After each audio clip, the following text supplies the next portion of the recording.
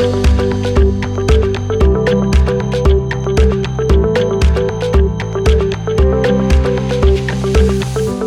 वालेकुम and welcome back students. हमने previous video में वैलेंसी के बारे में जाना था और अब हम बढ़ रहे हैं ये जानने के लिए कि वो वैलेंसी हमने जो जानी थी वो असल में हमें आयनिक और कोवेलेंट कंपाउंड्स के बारे में बता रही थी। तो वो कंपाउंड्स असल में होते क्या हैं? ठीक है,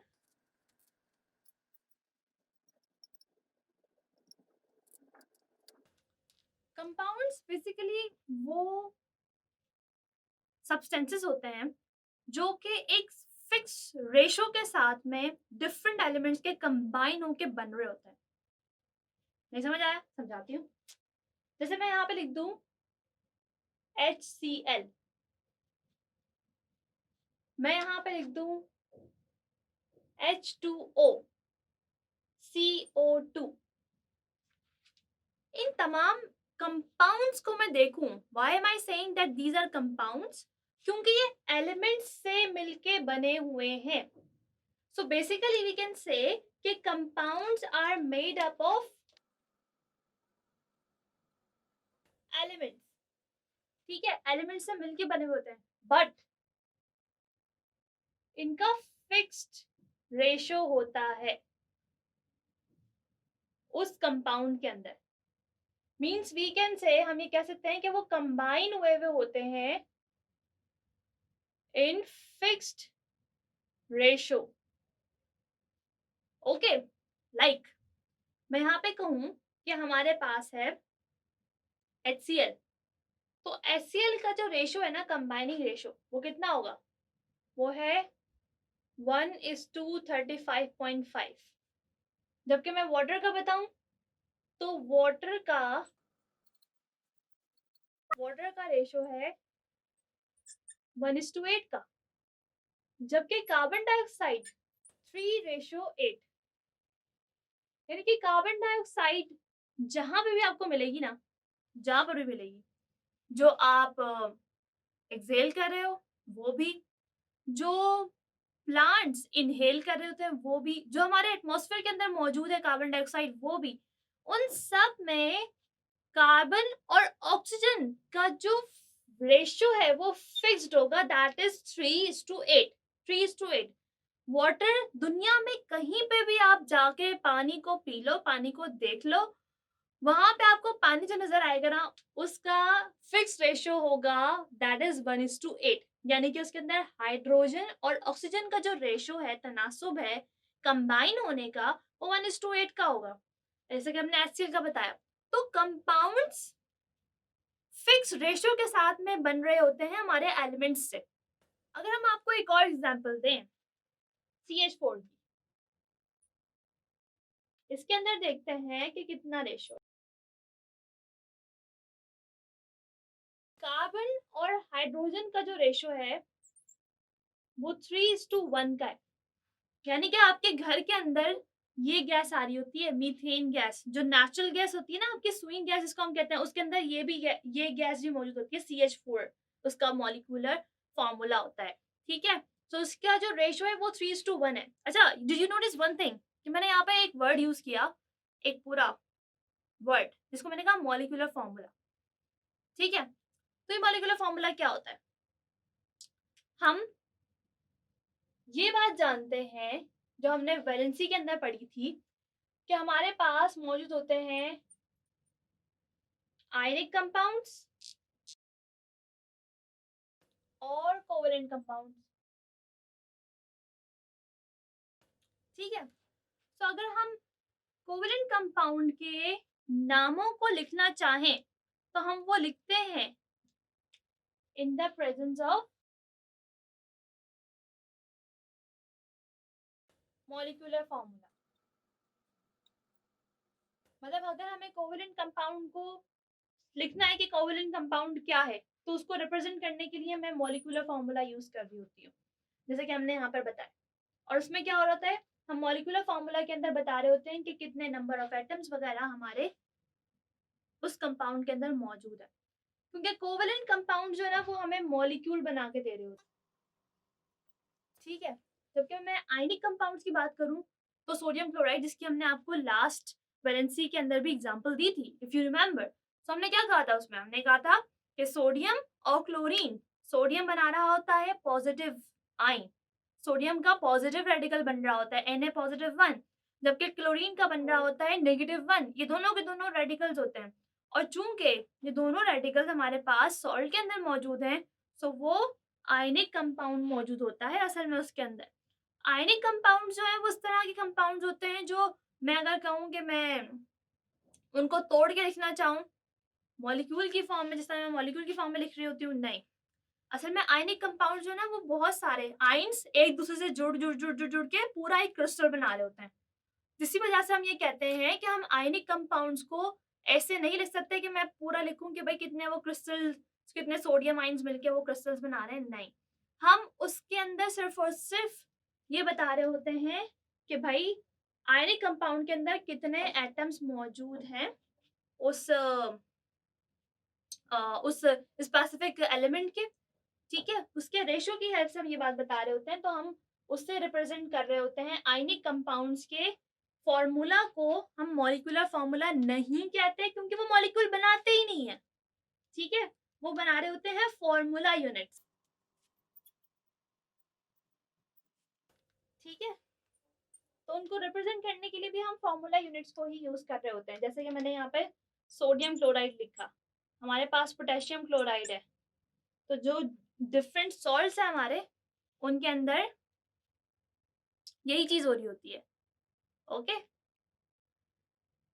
सो आयनिक कंपाउंड्स का हमने आपको बता दिया कि किस तरह के होते हैं। अच्छा, आयनिक कंपाउंड जो है ना बहुत ज्यादा हाई मेल्टिंग पॉइंट रख, अब ऐसा क्यों होता है? जैसे मैंने आपको बताया सोडियम क्लोराइड के बारे में, सोडियम क्लोराइड पूरा क्रिस्टल की फॉर्म में होता है, पोटेशियम क्लोराइड भी क्रिस्टल की फॉर्म में होता है। आप सोचो, सिर्फ जस्ट इमेजिन कि आप किसी ऐसी चीज के साथ में जुड़ गए हो जो बहुत ज्यादा आपको डिफरेंट डिफरेंट जगहों से जोड़ रही है, ठीक है। लाइक सपोज कि मैं सोडियम, ठीक है, और मेरे साथ और भी बहुत सारे यहाँ पर मौजूद हैं क्लोरीन, उन क्लोरीन के साथ में और सोडियम मौजूद है, और उन सोडियम के साथ में और क्लोरीन मौजूद है। इस तरीके से पूरा एक वो बन रहा होता है, झुरमट बन रहा होता है। हर जगह से एक सोडियम 6 क्लोरीन के साथ में अटैच हुआ हुआ होता है, और एक क्लोरीन 6 सोडियम के साथ में अटैच हुआ हुआ होता है। तो आप सोचें इन सब की ताकत कितनी ज्यादा होती होगी, इन सब के दरमियान में बॉन्डिंग कितनी अच्छी होती होगी, ठीक है। इसीलिए उस बॉन्डिंग को तोड़ना मुश्किल हो जाता है, इसलिए हम ज्यादा हीट प्रोवाइड करते हैं और हाई मेल्टिंग पॉइंट होता है इनका, ओके। सो आयनिक कंपाउंड्स का हाई मेल्टिंग पॉइंट होता है, कोवेलेंट कंपाउंड्स का हाई मेल्टिंग पॉइंट नहीं होता है। और हम आयनिक कंपाउंड्स को शो कर रहे होते हैं with the help of formula units.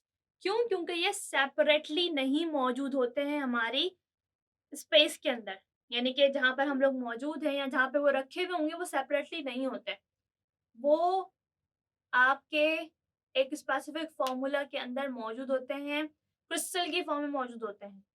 और उस क्रिस्टल के अंदर जो उनका कॉम्बिनेशन होता है ना, उसका रेशियो हम यहाँ पे बता रहे होते हैं, ठीक है। कि एक सोडियम एक क्लोरीन के साथ में बॉन्ड बना रहा है, एक पोटेशियम एक क्लोरीन के साथ में बॉन्ड बना रहा है, ठीक है। हमारे पास इस तरह के भी हैं कुछ सॉल्ट्स। अगर मैं सॉल्ट्स की बात करूं तो हमारे पास सॉल्ट्स के अंदर हम कहते हैं कि भाई वो आयनिक बॉन्ड, ठीक है। लाइक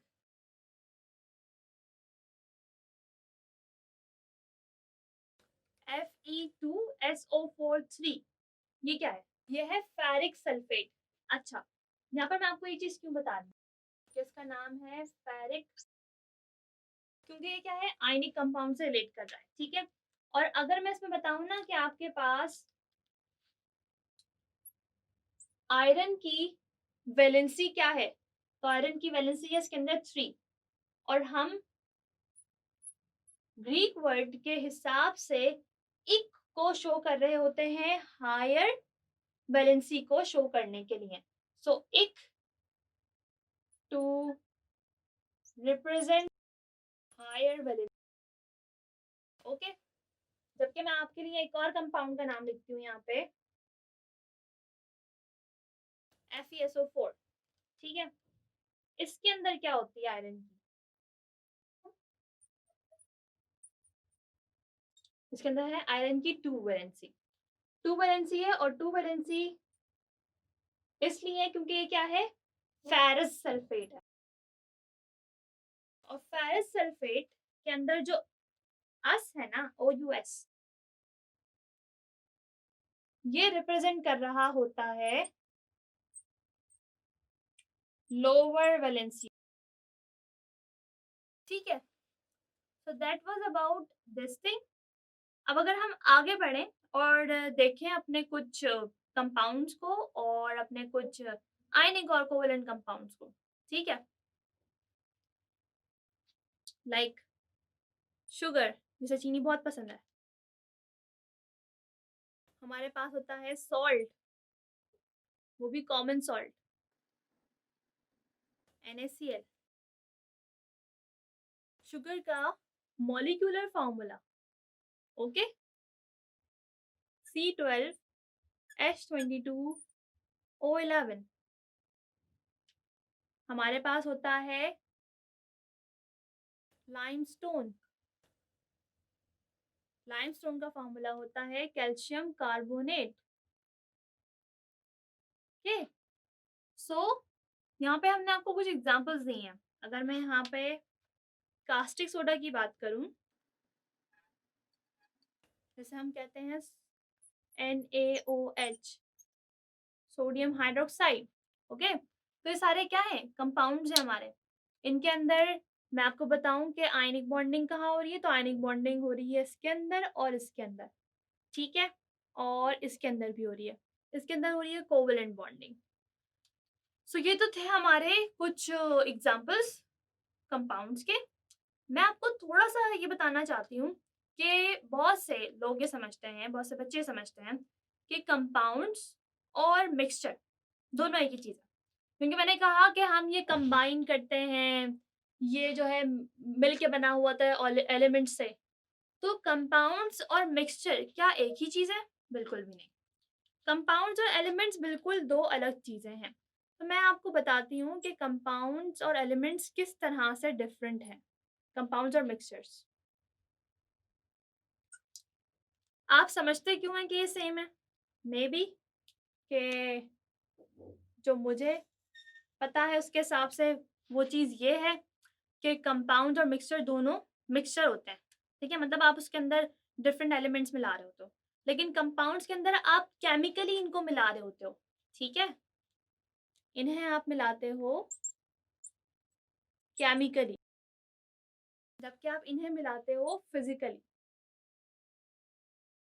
अगर आपने डिफरेंट एलिमेंट्स लिए और उनको केमिकली कंबाइन किया, केमिकली कंबाइन किस तरह से करेंगे, आप या तो उसके ऊपर हीट प्रोवाइड करेंगे या फिर आप उन्हें कुछ और चीज करके केमिकल रिएक्शन करवाएंगे, उन दोनों को मिला देंगे, ठीक है, तो केमिकली रिएक्शन हो जाएगा, तो वो बना लेगा कंपाउंड। जिस तरह से हमारे पास HCl, H2 और CO2, CH4, ये तमाम चीजें जो मौजूद है हमारे पास, वो हम बना भी सकते हैं chemically by reacting with some other things, जो ये रख रहे हों कंपाउंड, जो एलिमेंट्स रख रहे हों, ये एलिमेंट्स रख रहे हों जो इसके अंदर मौजूद है। ओके, मिक्सचर में फिजिकली, लाइक मैंने लोहा लिया और मैंने ले लिया मट्टी को, ठीक है, इन दोनों को मैंने मिलाया, सिर्फ मिला दिया, मैंने फिजिकली मिलाया, मैंने इन दोनों का रिएक्शन नहीं करवाया, मतलब मैं इनको मिलाती, मैं कोई हीट पड़वाती तो फिर कुछ हो जाता, फिर वो केमिकली रिएक्शन हो रहा होता, लेकिन अभी तो मैंने सिर्फ उसको वैसे मिलाया है। तो यही वजह है कि हमारे पास जो कंपाउंड होते हैं ना, जब वो केमिकली कंबाइन होते हैं तो वो कंबाइन हो रहे होते हैं फिक्स रेशो में, जैसे कि हमने यहाँ पर भी ये बात कही थी, जबकि ये फिक्स रेशो में कंबाइन नहीं होते हैं। Got it? अब जब ये फिक्स रेशो में कंबाइन नहीं हो रहे और ये फिजिकली कंबाइन हो रहे होते हैं, ये केमिकली हो रहे होते हैं, तो इसलिए अगर कोई एलिमेंट पहले अलग अलग था लेकिन अब उसने रिएक्शन करके कंपाउंड बना लिया है, तो पहले के जो एलिमेंट की प्रॉपर्टीज थी जो हम लोगों ने डिस्कस की थी, याद है आपको, फिजिकल प्रॉपर्टीज और केमिकल प्रॉपर्टीज हमने डिस्कस की थी कि वो क्या होती हैं, तो अब क्या होगा, उस कंपाउंड के अंदर जो एलिमेंट्स मौजूद होंगे ना, अब उनकी अपनी अपनी कोई प्रॉपर्टीज नहीं होंगी, वो कंबाइंड मिलके नई प्रॉपर्टीज बना रहे होंगे, ठीक है। So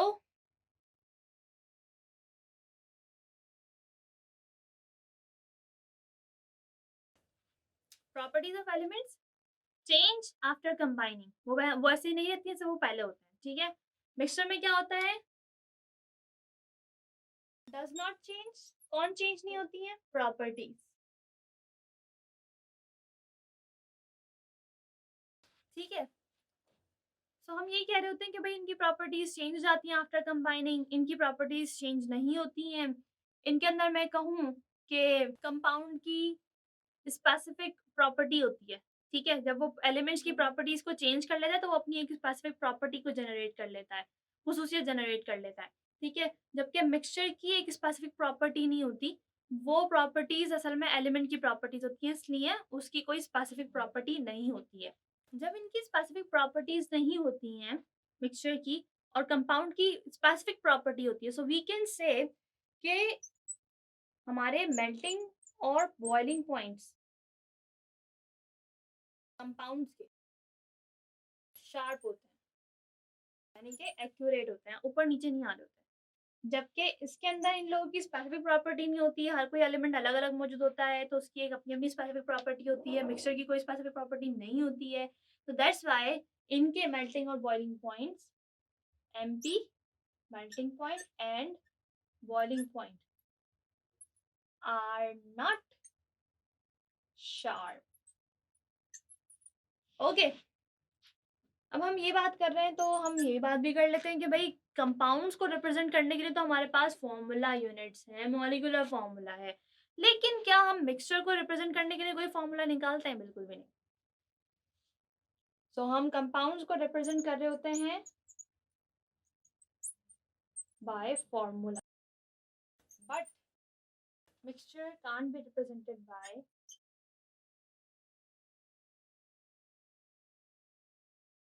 formula. जब हमने फॉर्मूला की बात कर ली तो डू यू रिमेम्बर कि हमने पढ़ा था कि मिक्सचर जो है वो होमोजीनियस नेचर के भी होते हैं और हेटेरोजीनियस मिक्सचर के भी नेचर के भी होते हैं। सो इनके लिए हम क्या कहेंगे, मिक्सचर वाकई में होमोजीनियस भी और heterogeneous, but that's not the case for compounds. Compound में ऐसा नहीं हो रहा होता। कंपाउंड्स जब बन जाते हैं एलिमेंट्स से मिलके तो वो क्या कर रहे होते हैं, वो सिर्फ और सिर्फ एक ही कंपोजिशन रख रहे होते हैं, दैट इज होमोजीनियस कंपोजिशन, यानी कि वो एक ही फेस रख रहे होते हैं जब वो मिल जाते हैं, ठीक है। Okay, so that was all about compounds and ionic compounds and covalent compounds and compound and mixture differentiation.